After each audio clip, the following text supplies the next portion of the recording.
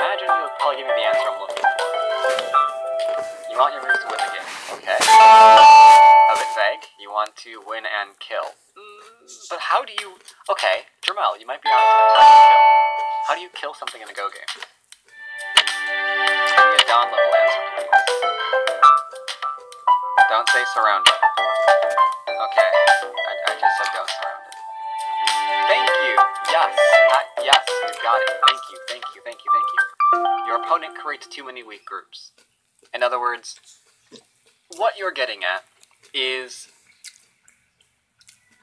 what we've always been saying whenever there's a fight. You're just fighting one group is probably going to live because they can respond to your move every time you play a move. So if they only need to live, they will find a way to live. But if there are multiple weak groups, then suddenly your attack has multi-purpose, right? You're attacking two different things at once. They can't do anything about it. Something finally gets defended, something else doesn't get defended, and if it doesn't get defended, it gets punished as a result. So multi-purpose moves are what you're looking for in a Go game. And when to pincer and when not to pincer kind of falls back to that exact same idea on where is my move getting the most value. To that end, when we look at a brand new game and just look at, let's say, a single stone on the board. I assume we're going to be counting to 2 a lot in this lecture. Yeah, we will be counting to 2 a lot in this lecture. If you have a completely open board, for example, it gets really, really hard to say when to pincer and when not to pincer because there's so much value.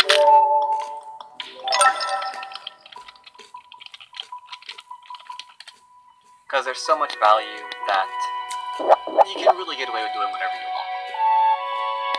Right? If your opponent decides to approach,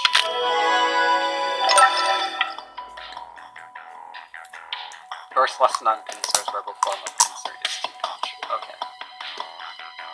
But yeah, in a completely open board where there's not much going on, don't worry, the tree. Don't worry about the tree. The tree's destroyed. Completely open board. You can pincer. You cannot pincer. You can take open corners. You can do whatever you want. No one can equivocally come around and say, you know, you shouldn't put pincers there. That's bad. You can do it because only the 2 space high is okay. Fine. Oh man, are you happy? You can pincer in a variety of different ways. Here we go. All of these are valid moves.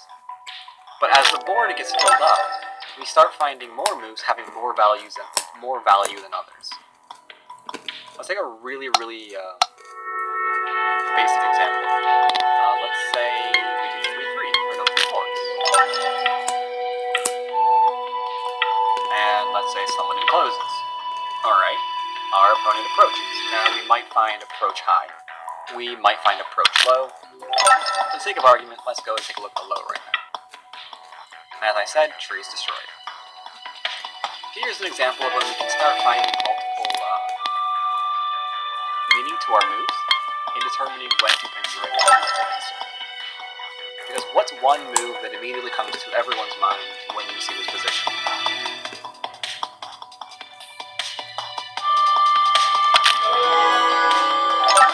Okay, well apparently R11 comes to mind, which is exactly what I was looking for. So I thank you very much for saying it.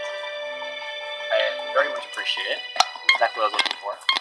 And the reason why it comes to mind is one of the most common pincers you can use in a particular situation. Why? Because this move, sorry, can't click, there we go.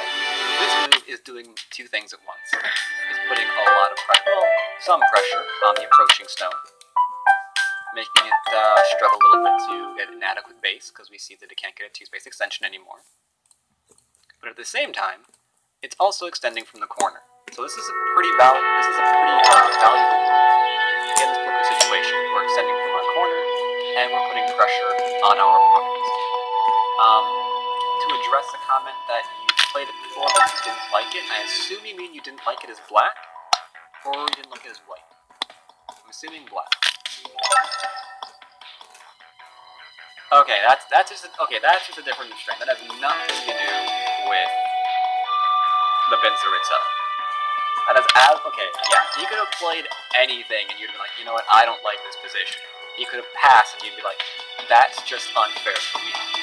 So, no matter what he did, you were gonna be kind of that's just more of, he probably had a greater second knowledge than you did, so things didn't go very well for him.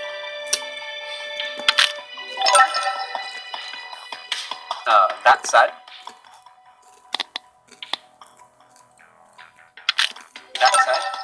even this early on in the game, this it's still very difficult to say, okay, you should always pincer in this situation, and you should not always pincer in this other situation. Again, because the board is still so open. Here, for example, it's still completely okay to pincer, because we are in fact getting a bit of an extension here. You can even go one further back if you so felt inclined. Also maintaining pressure on the sword. However, here, it's still also completely fine not to pincer. Both are completely acceptable. So, to that end, you see an example of when it's completely fine to pincer. When, for example, we can do two things at once. When we can extend from our corner, as well as apply pressure to our opponent. That seems to be a pretty good idea. We saw that here and here. But let's take an example of when people should probably not be pincering. And for that, I need to change white a bit. Let's say I need to go. Let's put 4 stance. Need that there. Want that there. Let's go here. No. Sorry. There we go.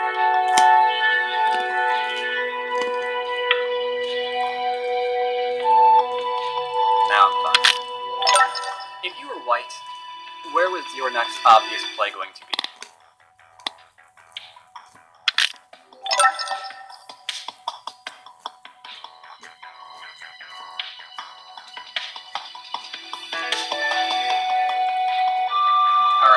I like your answer there. I'm gonna go call you Patchouli. I think that's how you spell it. I've been contemplating in my head for a while now. But I'm seeing... Okay, you did say something very, very interesting we're gonna get to in a minute. K3, everyone else though is focusing on the bottom of the board. So why are you focusing on the bottom of the board? Why are so many more people saying play in the K3 area rather than in the Oak 17 area? Because of the Shamari. They want to block... Okay, yes, they don't want that. We're looking, even if you might not be aware of it, we're looking for dual-purpose moves. Like, even right now, we're always trying to find dual-purpose moves. So, in this instance...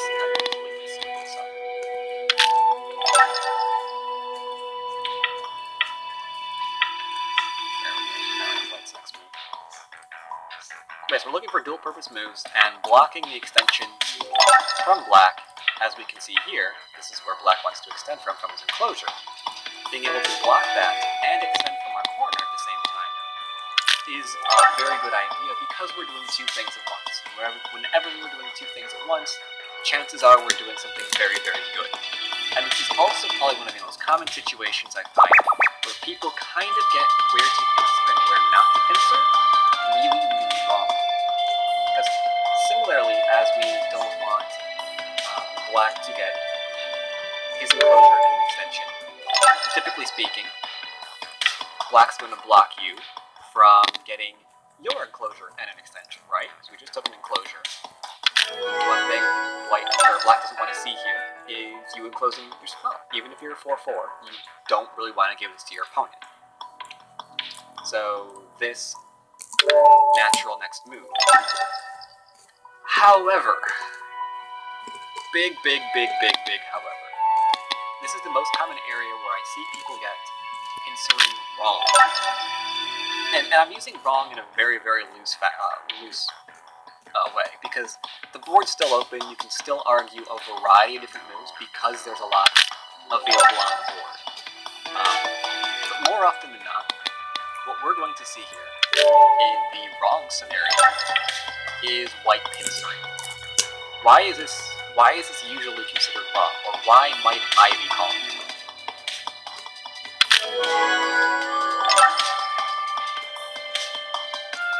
Does anyone have any idea why this might be considered not correct?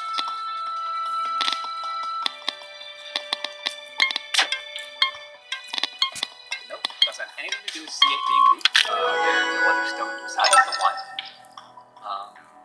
The one stone that is our opponent's is nicely pincered, so no, our stone is not weak. I like this answer immediately. This is saying that the bottom is less important. Makes the bottom extension bad too small. All of these answers are very, very good. B double approach is multi-purpose.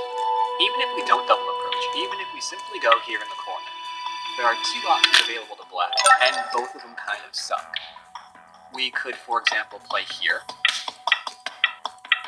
and say we're going to develop influence here, and I see this so many times. This is something that you're going to see, I promise you, even in amateur Don games, for reasons that completely escape me. And the trouble with this is we are now building up this wall off a low stone. That low stone has a lot of different ways to be reduced. So you're building up for influence in a way that's going to be reduced extremely easily, right? When you're trying to make a framework for influence, you don't want that development to just disappear like that. Otherwise, why did you give up your corner? Why did you give up all that territory? It doesn't seem very consistent. Playing on top. Oh yeah, we don't have to reduce this now. If white wants to just keep investing stone after stone after stone to get this area for himself, have at it. We don't have to do that immediately. Yeah, as black you can play elsewhere. But the trouble here is it's really, really hard to take for white because you need many more moves, and it's really, really easy for white to reduce. But if you don't do it, then congratulations, A through E can be played, and if you just keep up Sente, then your opponent is going to keep growing elsewhere. For it, it's not really worth it, especially in the beginning of the game. Now, alternatively, you might say, well, that's completely okay. I would never play that way. I would just block here. Duh. And still, this isn't all that great. Not about being over-concentrated, Merrick. It's about, exactly, yes, precisely. It's about K3's efficiency. Right now, K3 is in trouble. Because we do not want to, okay, we don't want to see that either. We don't want to see our opponent pincering this, and we also don't want to go away. We also don't want to see our opponent getting stronger, let's say, and then going back and pincering. This stone has now become a liability, which means even though this senseless variation normally gives our opponent, gives white rather, Sente, because of this one marked stone, we know that black's going to get Sente because white needs to protect himself. Otherwise, this stone's going to be in a lot of trouble. So, even though you're not dead on the board, even though all of your stones are arguably okay, this isn't very efficient. The bottom group is just trying to live. The left was just trying to, I guess, attack K6 a little bit. But the question is, how can we be more efficient? How can we do two things at once? Well, given that we saw those variations, if we do something as simple as backing up and taking our territory here, we are aiding K3. It's not going to be attacked as we saw in the variations. We are getting territory, which is very, very nice. So we are doing multiple things at once here. G4 I like, G4 I do not like. G4 is a greedy move, because your opponent can actually invade you immediately, but that's not the point of this lesson.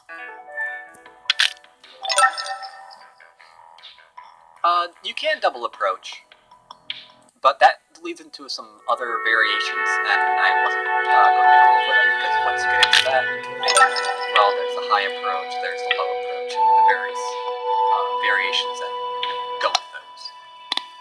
And I'd rather not give But yes, those are okay too, and they will yield similar results. K3 is going to be in trouble, or a wall can be built up that you really can't use very well as white. I personally don't like K3 because of black's approach at C6. K3, okay, because of black's approach at C6. Ah, really?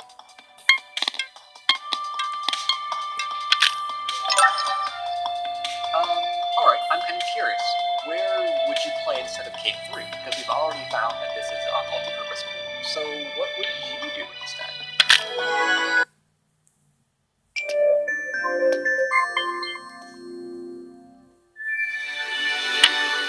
4017. Well, I do have to say G3 does open up the possibility that your opponent can still approach, or not approach, but extend. And 017 actually flatly increases the chance of black getting a double wing. So, I would say that's not good. But you are also a down-level player, so you can play as you will. Back to lecture.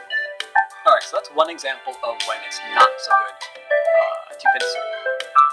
Or wait, yes, not so good to pincer. Choice of pincer not mattering so much as, in general, we don't want to do that. So the question is, where are some other good examples of where you can pincer and when not to pincer? Let's see what I'm going to use here. I think I want to 4-4 there. Here's an okay one. Let's see, this is, I would go at the end, but let's do it now. Here's an example again of where things get a little bit murky.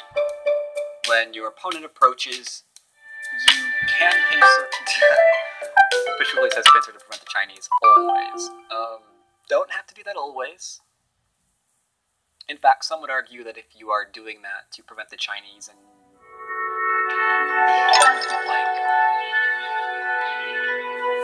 not me, I didn't say that. I didn't make that up. That was in the book. But yes, here's an example of when you can for a specific reason. We could say that I'm going to pincer here because if I don't, my opponent can grow a very large area. So I want to put an end to that. Similarly, we can say that, you know what, I don't mind that. We can back away. So here's another either or. You can do one, you can do the other. It's fine. So let's make this a little bit more difficult. Let's say we go into Bizarro Land, where for some weird reason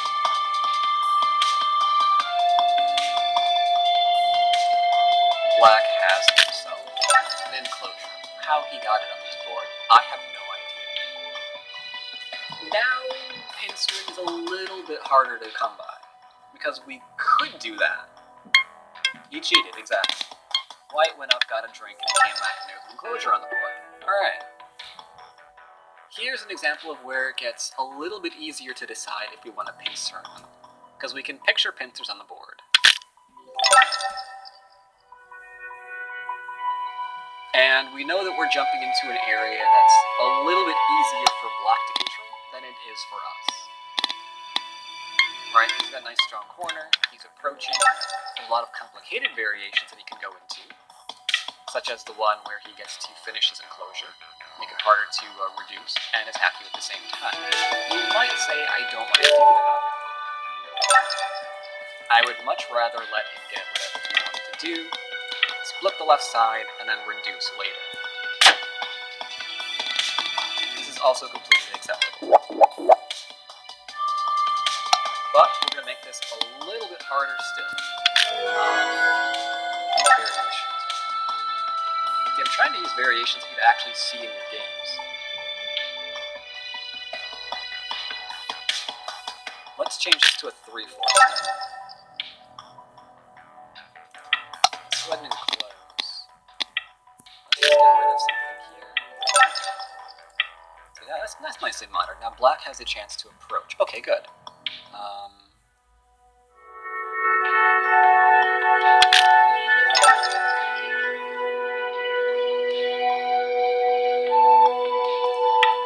White can play here. Let's have black settle.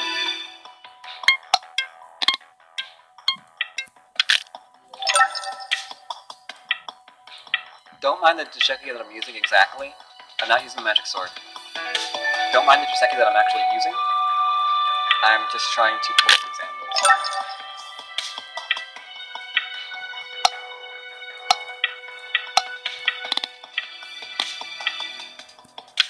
Alright, there we go. Here's an example of something that we might actually see in a real game. And that is, we've had some exchanges. Black has a couple of corners right now. We have our groups mostly settled. The right is mostly settled. Right, good strong shape there. The bottom is doing pretty good. It can capture the stone, can extend, can connect, can do a lot of different things. So we're not really worried about it right now. So we can concentrate solely on these two stones. Black has approached us, and we must make the decision again. Are we going to pincer, or are we not going to pincer? And keep in mind that we're trying to have white do dual-purpose moves. So what has more value? The pincer here, or backing off? And why are you making your decision? What do you guys think?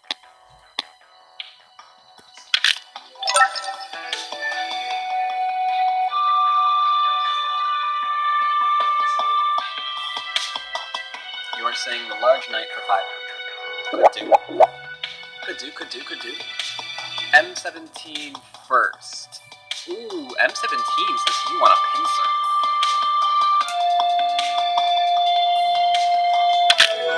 Okay. Taigen players play F16. Oh, don't even get me started on F16. Oh, I don't even want to go there. We're not ever discussing F16 today. What, you are right about that. You are absolutely right about that. They do. Let's see what we have here. F16. I would play on left. Okay, I see why. Taigen. If white pincers, he gets double approach the attack. Yep. Prime is exactly what I was looking at.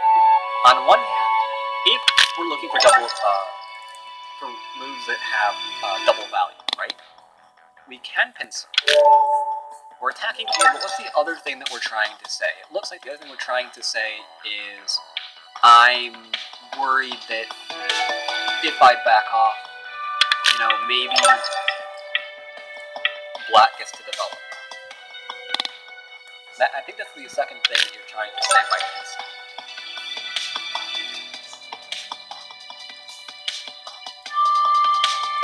However, if you do pincer, what we have to realize are there are forcing moves on the board. One forcing move, for example, is having black connects out, right? So right now, this could be a pretty nice forcing move later on. The trouble with that is if we play here and do a double approach, then we're allowing these two stones to come under attack, right? Because black can move up in what's probably going to be sent in. And now he's beginning to attack our two stones.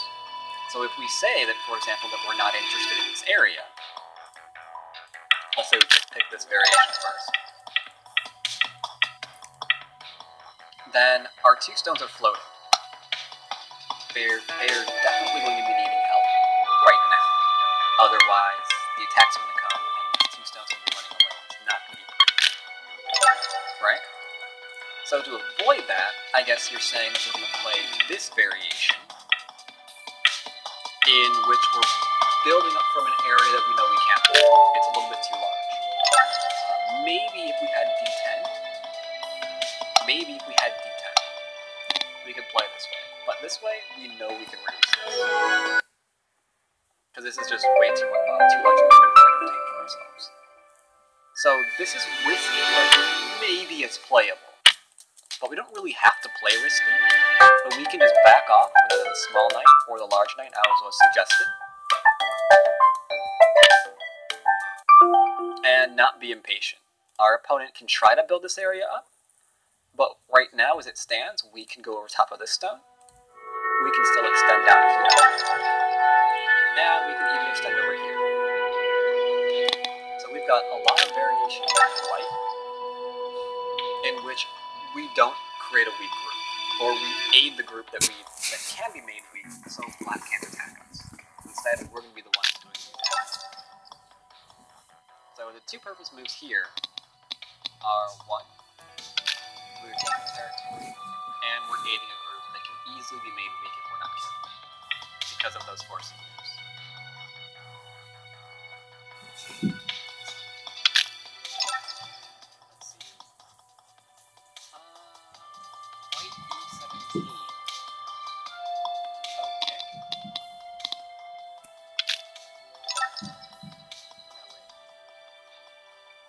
Sure what you mean, E17.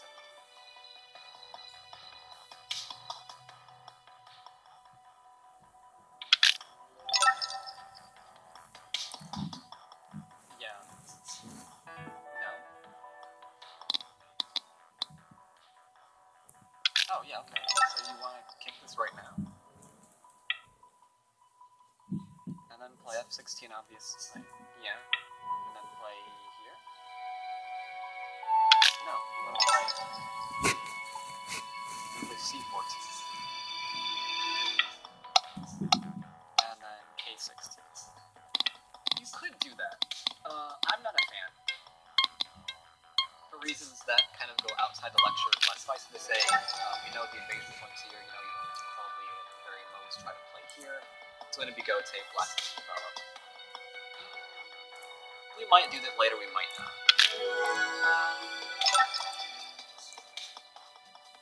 When to kick is its own lecture. I'm not going to really go into this. Suffice to say, kicking's becoming quite common in a few areas. I might go to that some other time. Yeah, when to kick might be a different lecture. Alright, so let's see. What was an example? That was an example of when not to. Okay, so let's go to when to. Okay. When's a good example of when not to. I am ultimately bored a little bit.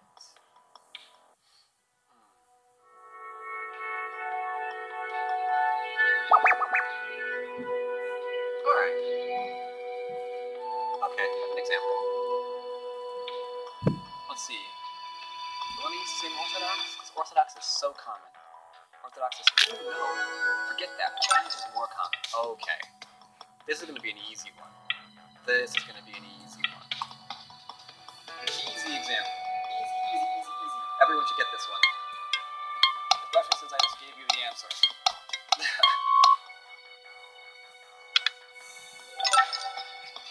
Do we pincer here? Why or why not?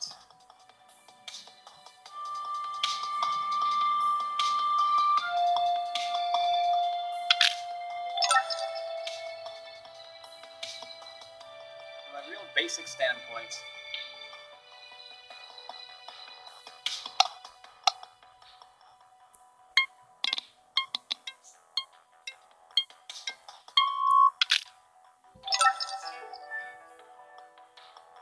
pincer here, I usually teach this.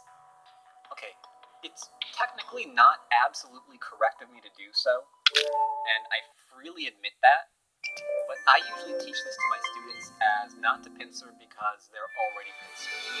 And technically, if R9 was at R10, that would be more accurate. However, I don't care. It's still close enough. The point in the area is that black is pretty strong in the area with his framework, right? We're diving into a framework. We don't have to pincer when we're here. We can instead go and do anything else. We're not anything else. We can kick here. That way, we can use our neighboring strong stones to attack white's position. Because we know, for example, that a two-space extension in and of itself is not a lie. So here, we're defending our corner. White's forcing himself into a shape that we know can't live immediately. So we get to attack. This is probably one of the most basic sequences you're going to come up with nowadays with the Chinese percentage. But let's say you see the Sanren say more, and I can't believe I just said that. Only time I'm saying this. And your opponent also jumps into your framework. This is also another example of when you don't want to pincer, because in here you can see a more clear example that our opponent is always pincering. And what is this going to give us? It's going to give us having no corner, and it's going to overconcentrate. Because as well, we don't want that our 12 stone being there, right? Especially since we can make matters worse and point out the fact that this stone's not even dead, so we're over-concentrated, and our stone has Aji. So let's say we're going to be as solidly as we can play. Get rid of that Aji. Now it's a good variation, right? Because there's no more Aji, but now we're even more over-concentrated, so it's even worse.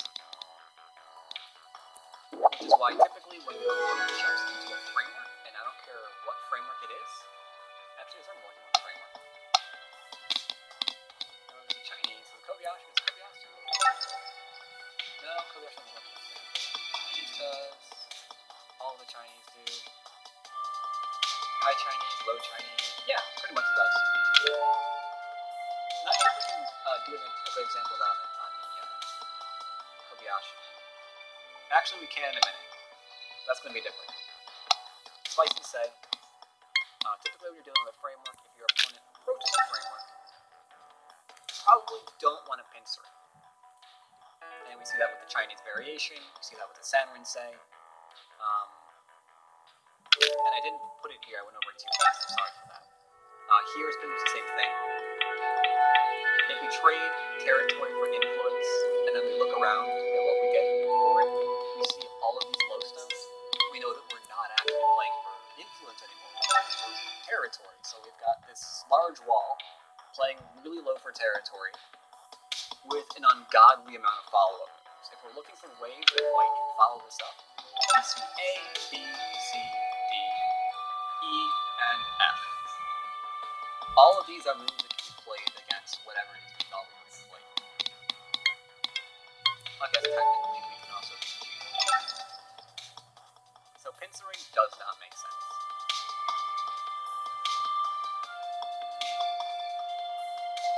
Now, right on the back of that is again the framework. Now we have Kobayashi, and our opponent might decide to approach us. So the question now again becomes, do we pincer or do we not pincer? Your favorite for a second? We play R4 because I like points. That's valid. Ish. That's one of the two reasons why you play. Pincering can be common, but it's a little bit less common. The two most common answers here are either to play here, because we can see really easily we've got a wall, and we've got that wonderful extension that we want with the wall. Right? So that can be used pretty easily. We can play for territory, because we're forcing our opponent into a two-space extension that we can attack, while we are not playing that, while we're developing our own territory. But if we pincer, can it be played? Yeah. But it gets very, very difficult to actually use the rest of our framework effectively if we play this way, because now lovely little F3 and F4 are in a little bit of trouble, right? I mean, there's the obvious weak point at A. F3 should be F5. What? Does this make more sense? No. Why would F3 be on the 5th line? That just broke my brain.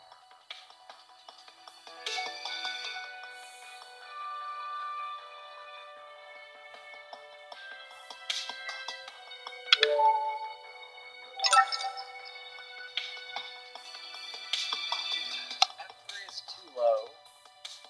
I like it being low. F5 would work better. F5 is just... Okay, for the sake of argument, if f5, if f3 was at f5, then this would be a completely different lecture, because now this lecture is wishful thinking moves.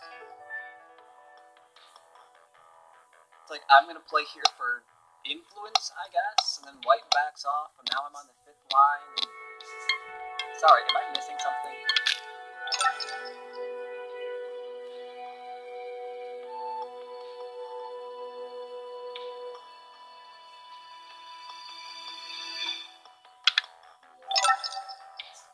Anyway, I have absolutely no idea.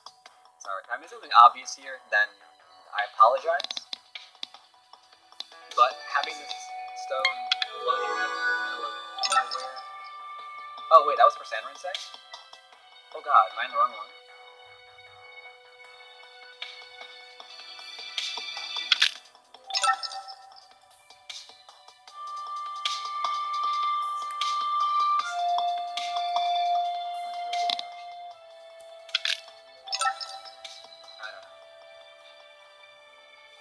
I'm gonna go back to the lecture with something that I actually know, because that just destroyed me.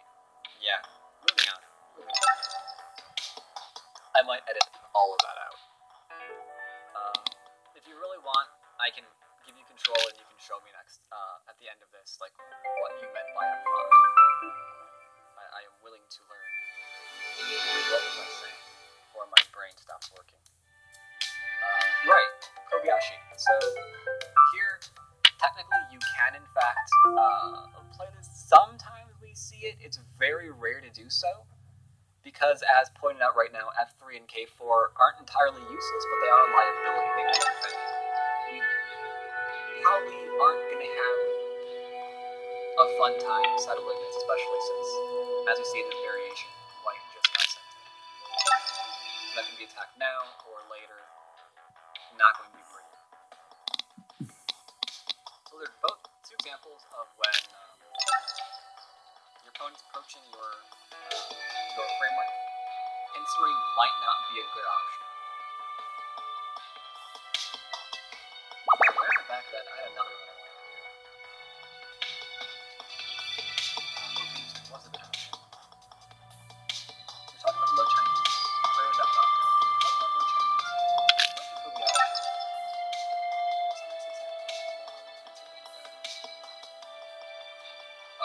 It fit right in there too.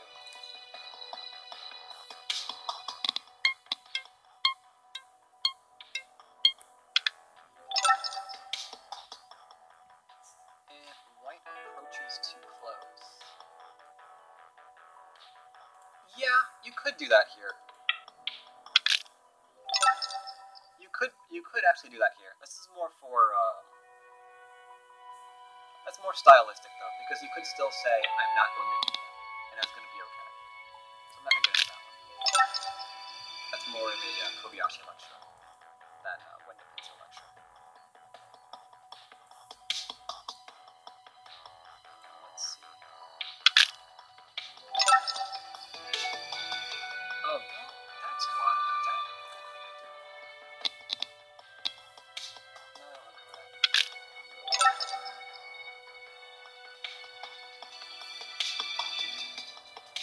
The other one?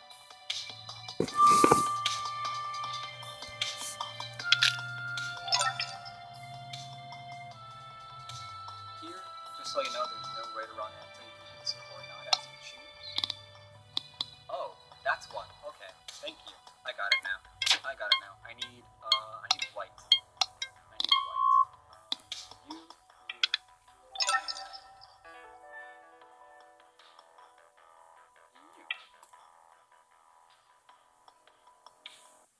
Starting off for a weak example, but we're going to get better ones.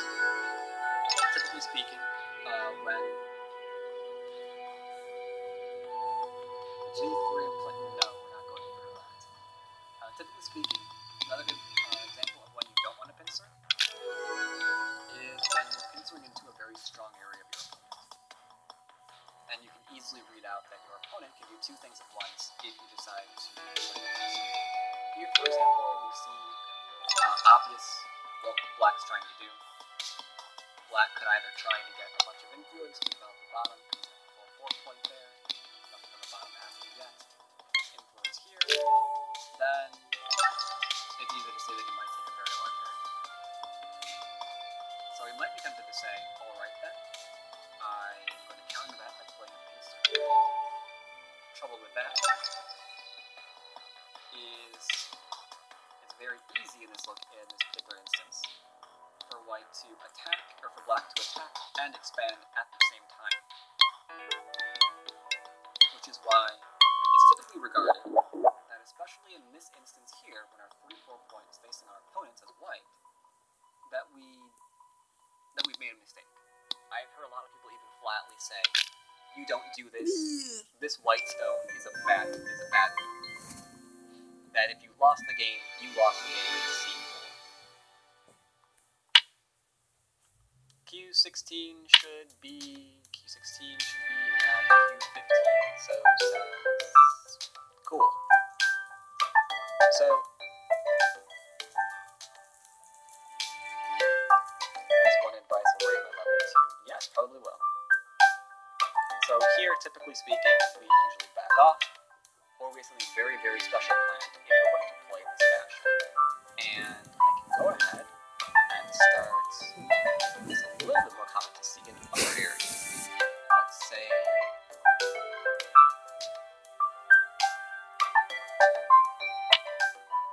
do I do it there? Yeah. Here's one that I might see more common. Diagonal.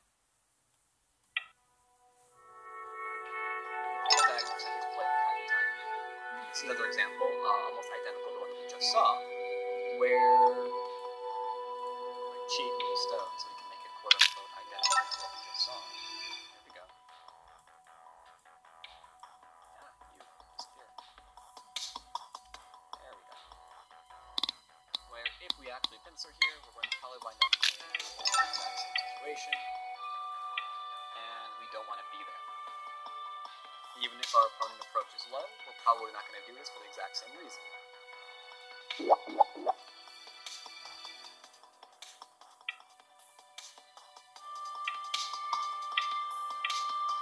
If we pincer, it is entirely too easy for our opponent to start a fight that should favor him. Because his attack is an extension as well as an attack on our stone. All we are trying to do is not die. And that's going to be a little bit more difficult as a result. Because how are we going to not die and prevent our opponent from getting a large area from the attack that he's now placed on our stone? It's going to be very, very difficult to do. There's no reason to invite that upon ourselves. We could, for example, just back off and be happy. If we just back off, our opponent's only going to be able to get a base. There's nothing else we can do. Not the end of the world. Pincer, then he's expanding, he's attacking. Bad things happen. Alright, so far, is there any chance that I can actually make heads or tails SGF true? Alright, yes, there is. Sweet. So far, we saw one good example of pincer is when you're doing two things at once, such as expanding off of an enclosure to attack your opponent. We saw that here and here. Both very good examples. We saw... no idea what that was. Oh no, those weren't. Okay. We saw one example of when not to pincer, is when you can just easily make territory. You can just state that I'm going to develop an area rather than pincer you. I have no idea where I'm developing. And probably hurting my development at the same time. As we saw here. Developing off flowstone, not good for us. We saw two different examples of that. One, bad development. The other was creating a problem for ourselves with this King 3 stone. Because it's now an hindrance, we have to defend it. We're getting sent to our opponent. We don't want to do any of these things. Especially since we're dropping behind the territory.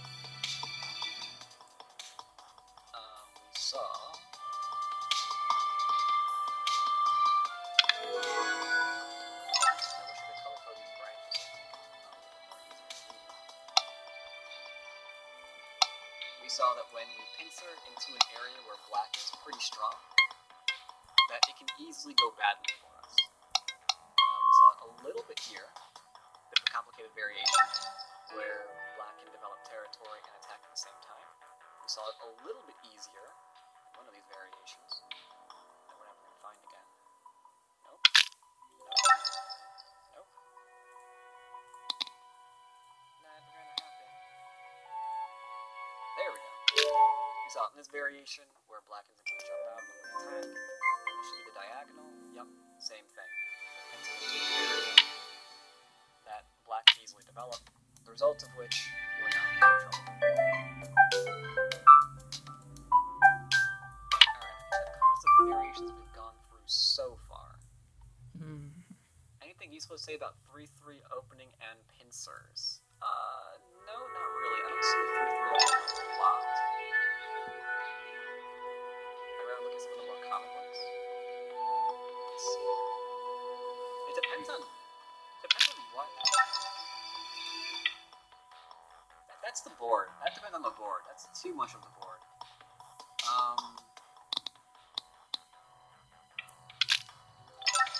I mean, right now, I would say that if you're playing like 3-3 opening, you are probably playing a little bit too slow, and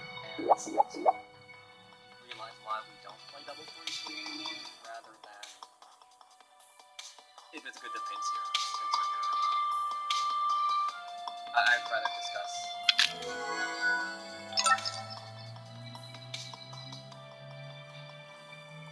Yeah, I'd rather focus the discussion there. If playing 3-3 is a good idea or not. Double tengen, not possible. Stack stones on the board. Let's see, does anyone have any questions about when to pincer? If they have specific examples in mind, I can let them set up. So what do you got? If you say anything on this line, I might have to smack you.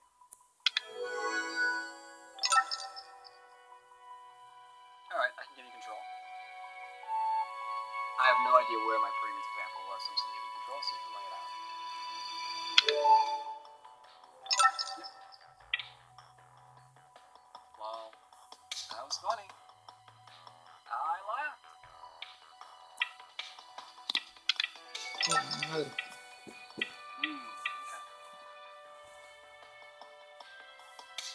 Alright.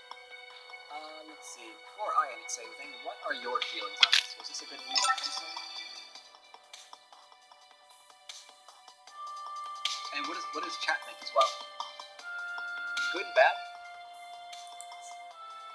Is the development that we have here worth giving up our point? Is essentially the question we ask ourselves. Because black did two things at once. Black stole our corner, and black did it in sente. White is developing a wall. So since we're only doing that one thing, that has to be a very large thing to do. I think it's okay when I say better is the key. Okay. I prefer back off.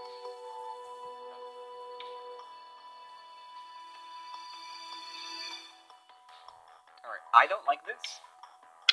Simply because when I see the area that white can develop, I'm not impressed. The fact that black can extend from his corner, that's one. He's also approaching our framework, that's two, which is serving to also reduce us. I do not like this. If I'm playing this way, I had better have something else on the board. Like, I don't know. Again, we're going to go into Fantasyland. Join me in Fantasyland when we change the board to our liking. Some weird amount of influence already on the board. Then I can say we're not just getting influence on the bottom of the board, we're tying it up to the top of the board, so now we're doing two things at once, and that's acceptable. That's a really good choice for pincering. And from here, we'd even probably continue the variation by playing the cap on such an approach. So here I would say it's okay. But if the board is this open, I would say it's probably not okay, because this is going to be very, very hard to use. You've kind of tipped your hand. Any kind of approach right now, you know you're going for influence, or your opponent's going to respond in kind. So this is going to be your area. You've chosen that this is the way you're going to develop.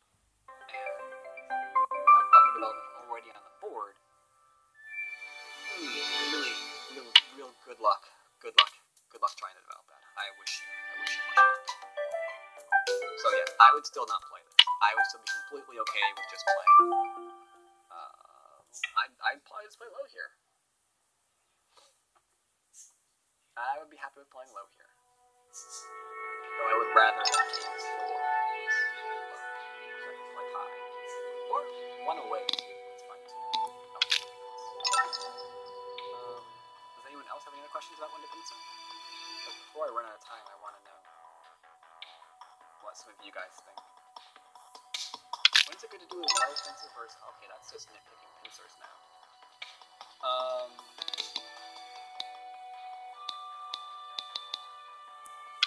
Alright, well, right off the bat, we already know kind of where that answer goes, you know?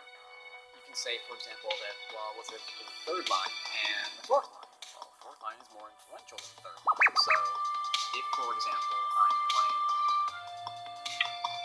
something like this, it's because I'm probably playing more territorial. I already have my eye on a follow-up of maybe this. Right?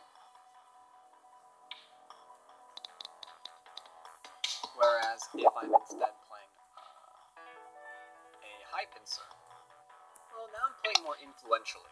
And just to give you a real brief, obvious example of how you can play influential here. Don't do that. That's not easy. Don't do that either. That's bad.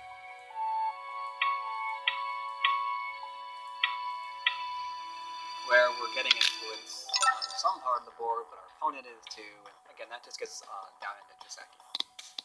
J17, okay, G17 should technically be at F17, but I'm greedy. Sorry, you never see me play 5 dogs. I'm greedy. F16, I think it's a little bit superior. I don't like that. Well, one is not Giseki.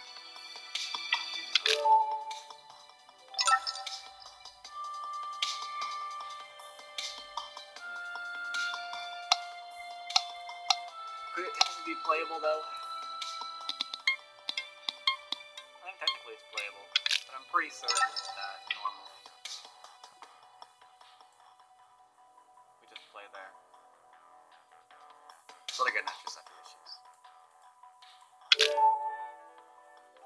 Actually, we can actually extend off this, can't we? Let's extend off this. Let's say we played normally, our opponent approaches.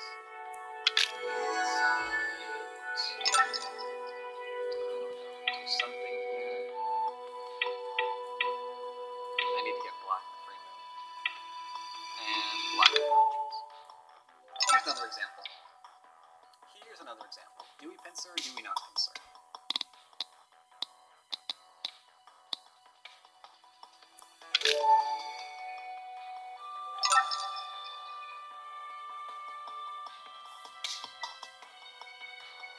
Pincer to help the stove. Yes. That's the other example that I was trying to think of earlier. When you're helping your own stones, pincering can be okay. Because if you back off now, then bye-bye D12, you're never getting a base. It was good to know you. But now you're going to get wrecked. All you can do now is run away, which you're going to find very, very uncomfortable. No, we're not playing on the first line. Rather, pincer here. And our choice of pincer here is up to you. I would simply go with the one that doesn't need to be throwing at the freeze by doing the first base extension. And if our don't do that either. And from this way we can start.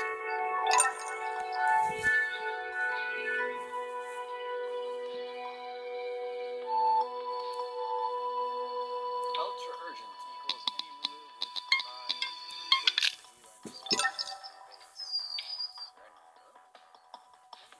provides a base for you and provides a base for you, yeah, and destroys potential base for the enemy. Yeah, getting a base for yourself and deny one for your opponent. Yeah, that's good.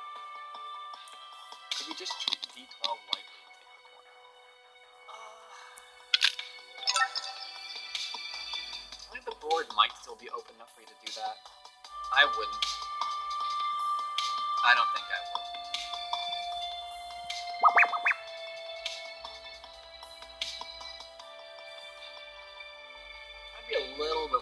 my stone. I don't want to run it out.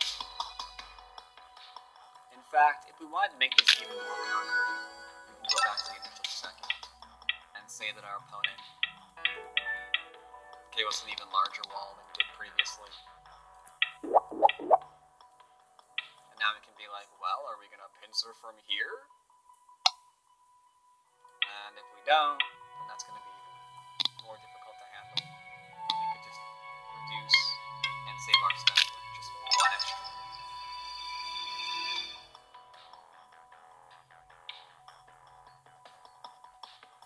So I think this example is a bit more clear than the other one. Why would we have a much better option to go back and pincer? So alright, here's a good example. You can aim your stone. There's also the added benefit of reducing your opponent's framework. Though I have to be careful of that one. I have to stress that you must be careful. Pincering just to reduce your opponent can be a bit of a problem.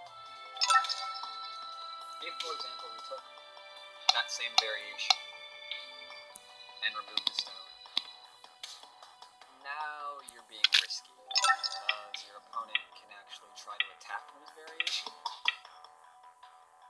in a way you might not be happy with. Because now all you're doing is living. Black has a dual purpose move where he can surround all the things. So that would not be too great of an idea.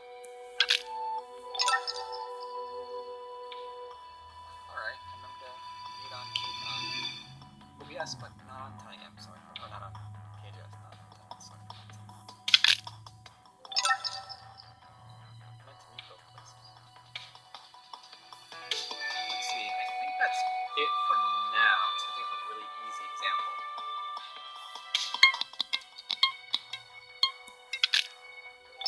I think so. Yeah, I'm going to end part 1 of this example here. Part 2 that I intend to follow up with, I'm going to be using a bunch of professional examples rather than the ones that I've made up on when to pincer and when not to pincer. We'll be going over the full games. We'll just be going over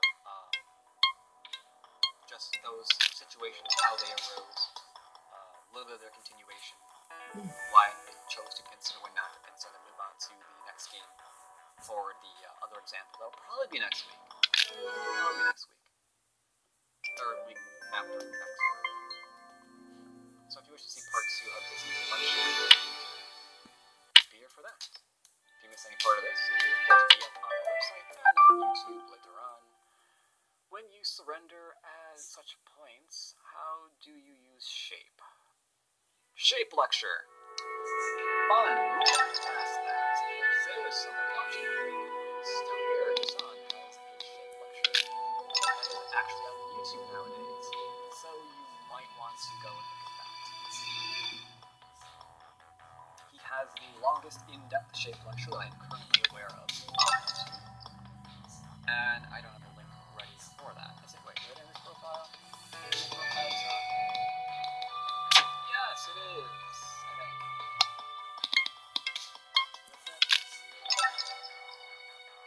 Yes, Desan shape lecture. There you go. It's in his profile. So, there you go. Desan did upload the fabled shape lecture. Yep. 3 hours of it. Might want to clear your calendar. But it's good. It's definitely good.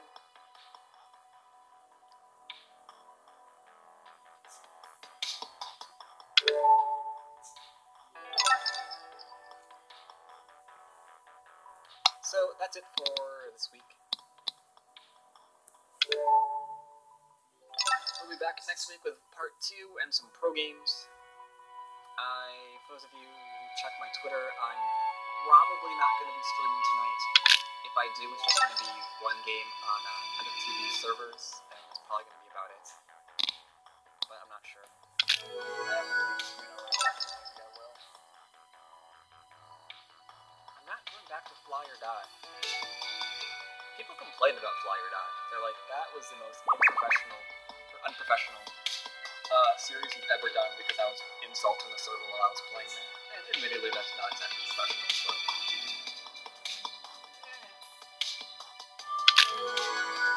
And I don't want to play 30 cues again. You have to start from the ground up whenever you play.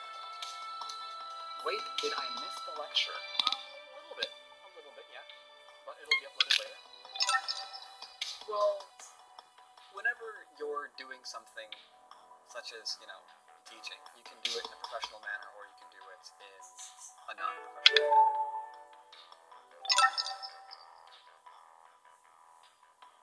If, for example, you went to someone, let's say a 1 dot to 5 key, and